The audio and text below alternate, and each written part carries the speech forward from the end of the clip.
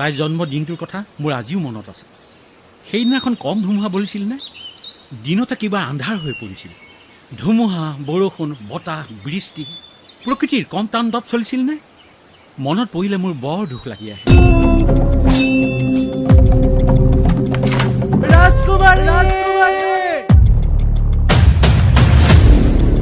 মই তোক বহুত ভাল পাওঁ ৰাজকুমাৰী। তোৰ অবিহনে মই জীয়াই থাকিব নোৱাৰো। তোক মই বহুত ভাল পাওঁ।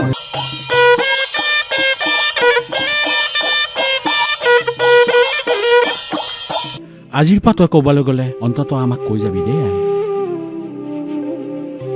হ'ব পিতাই।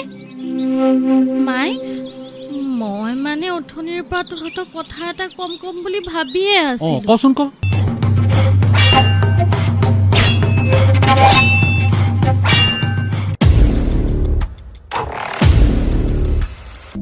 তই কোন ৰাজ্যৰ ডাকুৱাল? মই বঘৰা ৰাজ্যৰ পৰা আহিছোঁ মহাৰাজ। আমাৰ মহাৰাজৰ আদেশ ক্ৰমে মই আপোনাৰ ৰাজ্যত প্ৰৱেশ কৰিছোঁ।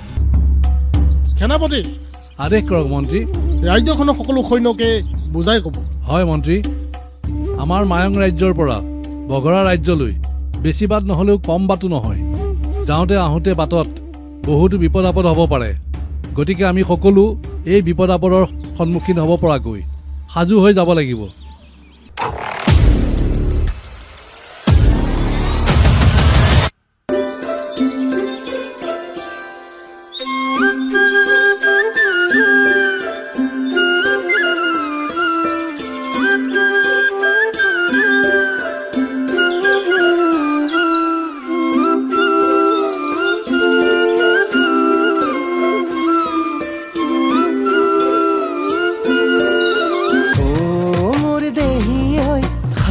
ৰখা মৰমবোৰ মোৰ দেহি ঐ হিয়া ভৰাই দিমে তোৰ। ফালিকৈ পাণ হাতত লৈ বৰ ঘৰত খুজিম গৈ নাহবি মোৰে তই।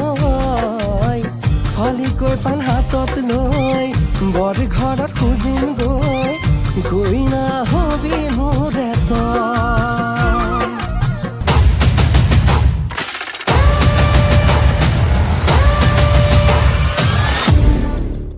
মন্ত্ৰী আয়ো, মই সকলো বুজি পাইছোঁ। তই চিন্তা নকৰিবি, মই সকলো ঠিক কৰি দিম। ব'ল এতিয়া ঘৰলৈ ব'ল। আহ। কলৈ গৈছিলি? নকওঁ কিয়? মনত ৰাখিবি, তই বঘৰা ৰাজ্যৰ একমাত্ৰ ৰাজকুমাৰী, আৰু ৰজাঘৰৰ মানুহে এইদৰে অনাই বনাই ঘূৰি নুফুৰে। ঐ ল'ৰাৰ মাক, শুনিছনে?